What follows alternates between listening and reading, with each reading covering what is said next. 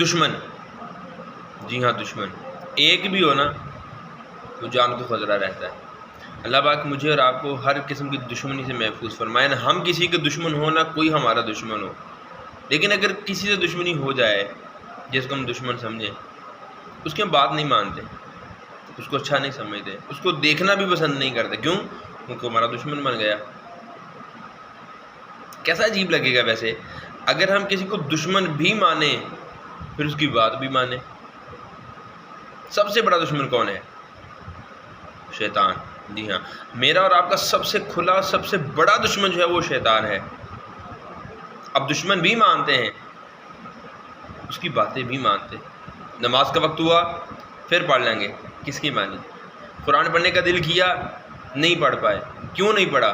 کس کی مانی؟ شیطان کی۔ دیکھیے، شیطان مان کے اس کی بات ماننا کہیں